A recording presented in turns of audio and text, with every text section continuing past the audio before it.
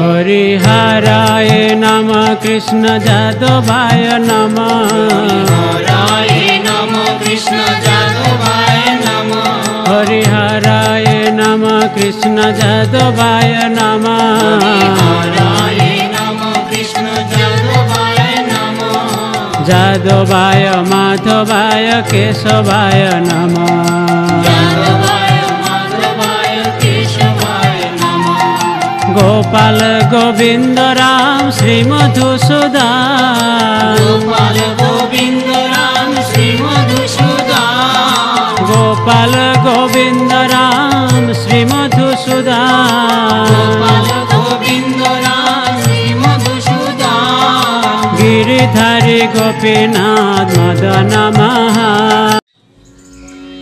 हरे कृष्ण राधे राधे नमस्कार। आज हमें श्रीमद् भगवद गीतार चतुर्दश अध्याय गुणोत्तर विभाग योगेर 16 और 17 दुटी श्लोक आपने पढ़े शुनबेन। तार आगे बोलून राधे राधे जय श्रीकृष्ण।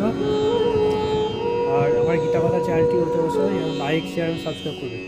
ये 16 और 17 नम्बर श्लोकेर मूल विषय है भगवान एखाने बोलते चाइছেন যে सात्विक कर्मेर फले जीव पवित्र है, राजसिक कर्मेर फले दुःख भोग है और तामसिक कर्मेर फले अज्ञान और अचेतनत्व लाभ करे।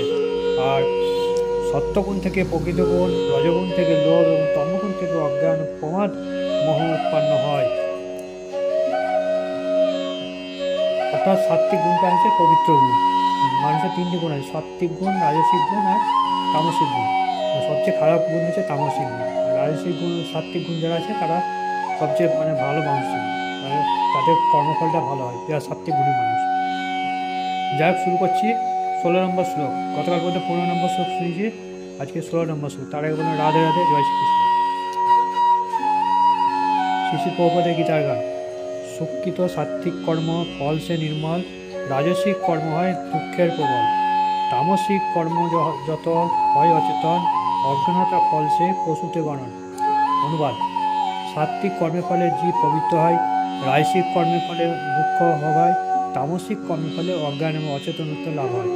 তাৎপর্যতা বিশ্লেষণ: সত্যগুণে পূর্ণগুণ কর্মফলে মন পবিত্র হয়, তাই মুনি ঋষিরা যারা সবসময় সব রকম মোহ ত্যাগ করে মুক্ত হয়েছেন তারা সর্বদাই আনন্দময়।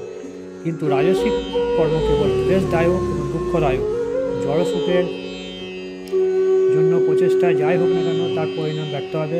দৃষ্টান্তস্বরূপ বলা যায়, যদি কেউ গগনচুম্বী অট্টালিকা তৈরি করতে চায় তাহলে সেটা তৈরি করবার জন্য কত মানুষকে কত রকম ক্লেশ স্বীকার করতে হয়। বাড়িটি যে তৈরি করছে তাকে কষ্ট করে মূলধন জোগাড় করতে হয়। বাড়িটি যে তৈরি করছে তাকে কত কষ্ট করে মূলধন জোগাড় করতে হয়। যাদের দিয়ে সে বাড়ি তৈরি করার কাজ করছে তাদের কঠোর পরিশ্রম করতে হয়। এই জড়জগতের সমস্ত কর্মের পিছনে রয়েছে ক্লেশ। ক্লেশ অর্থাৎ পরিশ্রম, মানে খালি এতে তো পরিশ্রম ছাড়া কোনো কাজ হবে না। পরিশ্রম না থাকলে আপনার ইনকাম হবে না, বেঁচে থাকবে না। সব কিছুর একটা পরিশ্রম দরকার। পরিশ্রম না হলে কোনো কিছু সফল হয় না, সেটা করতে চাইছে। তাই ভগবদ্গীতায় বলা আছে, রজগুণের প্রভাবে যে কার্যই হোক না কেন তাতে সুনিশ্চিতভাবে বিপুল দুঃখের জড়িয়ে রয়েছে। তাতে হয়তো তথাকথিত একটুখানি মানসিক সুখ থাকতে পারে, এই বাড়িটা আমার, এই সম্পদ আমার, এটা কিন্তু সম্পূর্ণ সুখ নয়। রাজসিক গুণে যারা আচ্ছন্ন তাদের কিন্তু দুঃখে ভরা, কিন্তু সাময়িক একটা সুখ থাকে যে আমার বাড়ি হয়েছে, বিশাল বিল্ডিং, আমার ধন সম্পদ প্রচুর, রয়েছে রাজসিক গুণের মানুষ। তমগুণের দ্বারা প্রভাবিত যে কর্ম করে সে অজ্ঞান, তার সবকটি কর্মের ফলস্বরূপ সে বর্তমানে দুঃখ ভোগ করে, ভবিষ্যতে পশুপ্রাপ্ত জন্ম পশুপ্রাপ্ত হয়। আর যারা তামসিক গুণের মানুষ তারা সমস্ত কর্মফল হচ্ছে নিষ্ফল জিরো হয়ে যায়। তার মধ্যে পশু জীবনে সর্বদাই দুঃখময়, কিন্তু মায়ার দ্বারা মহচ্ছন্ন থাকার ফলে পশুরা সেটা বুঝতে পারে না। নিরীহ সেই পশুগুলি উপযুক্ত শরীরপ্রাপ্ত হয়ে তাদের হত্যা করবে। এটাই হচ্ছে প্রকৃতির নিয়ম। নিরীহ পশুগুলিকে যারা স্ট্রং, মানে ক্ষমতাশালী, তারা কিন্তু হত্যা করবে, আবার মানুষও হত্যা করে। তারা কিন্তু মায়ের দ্বারা আচ্ছন্ন থাকে বলে তারা কিন্তু কিছু বুঝতে হয়। নিরীহ এই পশুগুলি উপযুক্ত শরীরপ্রাপ্ত হয়ে তাদের হত্যা, এটাই প্রকৃতির নিয়ম। মানব সমাজে যদি কেউ কোনো মানুষকে হত্যা করে তাহলে তার ফাঁসি হয়, সেটা হচ্ছে রাষ্ট্রের নিয়ম। অজ্ঞানতার ফলে মানুষ বুঝতে পারে না যে পরমেশ্বর ভগবান দ্বারা নিয়ন্ত্রিত একটা হচ্ছে রাষ্ট্রের নিয়ম। অজ্ঞানতার ফলে মানুষ বুঝতে পারে না যে পরমেশ্বর দ্বারা নিয়ন্ত্রিত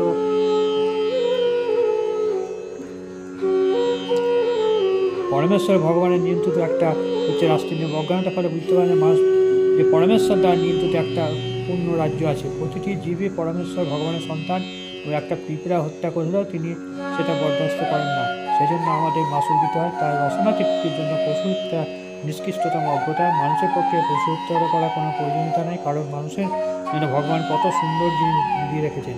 কিন্তু তা সত্ত্বেও কেউ যদি পশু আহারে প্রবৃত্ত হয়, তাহলে বুঝতে হয় সে তমগুণের দ্বারা আচ্ছন্ন এবং ভবিষ্যতে অত্যন্ত অন্ধকার আচ্ছন্ন করে তুলেছে। কিন্তু মানুষের জন্য তো মানে পশু হত্যা করতে হবে তাকে মানে নাই। পশু হত্যা না হলে কি মানুষ কি খেতে পাবে না, এটা বলতে চাইছেন।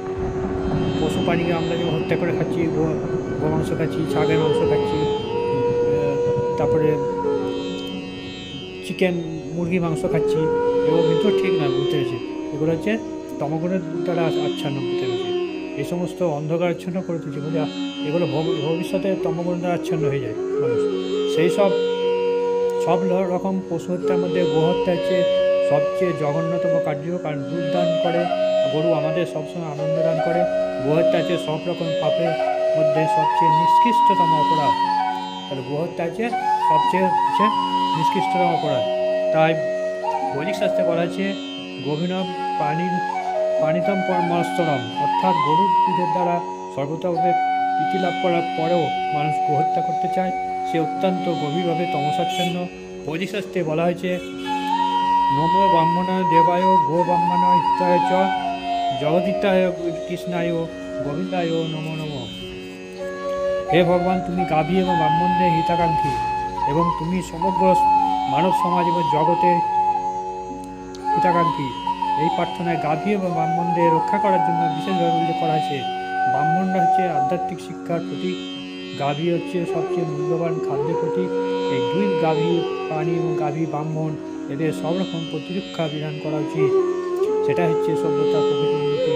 আধুনিক মানব সমাজ পারমার্থিক জ্ঞানকে অবজ্ঞা করে হচ্ছে গোহত্যা প্রশ্রয় দেওয়া হচ্ছে। আজকাল মানুষ তো গোহত্যা বেশি করছে, আমাদের সমাজে, আমাদের এটা নয়, কিন্তু মুসলিম সমাজের মধ্যে এটা বেশি। ওরা গোহত্যা ছাড়া একটু চলে না, গো মাংস ওদের খুব প্রিয়, এবং ওরা গোহত্যাটা একমাত্র বেছে নিয়েছে। এটা হচ্ছে ওটা প্রধান খাদ্য, সেটা বলতে চাইছি। সুতরাং আমাদের বুঝতে হবে যে মানব সমাজ বিপদগামী হচ্ছে, তার নিজের উৎসন্নের পথটা একটা প্রশস্ত হচ্ছে। যে সভ্যতা মানুষকে পরবর্তী জীবনে পশুতে পরিণত হওয়ার পথে পড়ছে, আজকে যে হত্যা করছে পরের জন্মে সে পশুতে পরিণত, পশু জন্ম হত্যা, তাই বলছে। সেটা অবশ্যই মানব সভ্যতা নয়। বর্তমান সভ্যতা অবশ্যই রজ এবং তমগুণের দ্বারা প্রভাবিত হয়ে প্রচণ্ড গতিতে বিপদগামী হচ্ছে। এটা অত্যন্ত ভয়ঙ্কর যুগে প্রতিটি রাষ্ট্রে বর্তমান যে কৃষ্ণভাবন্তী সাবলীর কথা অবলম্বন করতে সচেষ্ট হয়ে মানব সমাজকে অবসম্ভাবী ধ্বংসের হাত থেকে রক্ষা করা। প্রত্যেক মানুষের উচিত এই সমস্ত হত্যাগুলো বন্ধ করা, সেটা বলে রাষ্ট্রের উচিত। যা 16 নম্বর শ্লোক শেষ হলো, তারা কোনো রাধে রাধে জয় শ্রীকৃষ্ণ। শুরু করে 17 নম্বর শ্লোক, শ্রী শ্রী ভগবদ গীতা। সত্যগুণে জ্ঞান লাভ, রজগুণে লোভ, তমগুণে মোহ লাভ, প্রভাদ বিক্ষোভ। অনুবাদ: সত্যগুণ থেকে প্রকৃত জ্ঞান, রজগুণ থেকে লোভ এবং তমগুণ থেকে অজ্ঞান এবং প্রমাদ মোহ উৎপন্ন হয়। তাৎপর্য অর্থাৎ বিশ্লেষণ: বর্তমান সভ্যতা যেহেতু জীবের পক্ষে খুব একটা উপযোগী নয়, তাই কৃষ্ণ ভাবনা অনুসরণ করার পরামর্শ দেওয়া হচ্ছে। কৃষ্ণ ভাবনা অনুসরণের মাধ্যমে মানুষ সমাজে সত্যগুণের বিকাশ হবে, এবং সত্যগুণের বিকাশ হলে মানুষ যথার্থ দৃষ্টিভঙ্গিতে বস্তু যথার্থ রূপটা দর্শন করতে সক্ষম হবে। তামসিক পর্যায়ে মানুষ হয়ে যায় পশুর মতো। পশুরা স্পষ্টভাবে দর্শন করতে পারে না, যেমন মানুষ তামসিক মানুষ, তাই সেইভাবে পশু হত্যা করার মাধ্যমে তাদের পরবর্তী জীবনে সে পশুর দ্বারা নিহত হওয়ার দুর্ভাগ্য অর্জন করে। তামসিক গুণে মানুষেরা পশু হত্যাটা করে বেশি, তাই বেশি, কারণ আবার পরের জন্মে ওই তারা পশুর জন্ম হবে, তবে সেও পশুর দ্বারা নিহত হবে, মারা যাবে, সেটা বলছে। কারণ প্রকৃত জ্ঞান অনুসরণের মাধ্যমে শিক্ষা তো মানুষ পায় না, তাই দায়িত্ব জ্ঞানহীন হয়ে পড়েছে।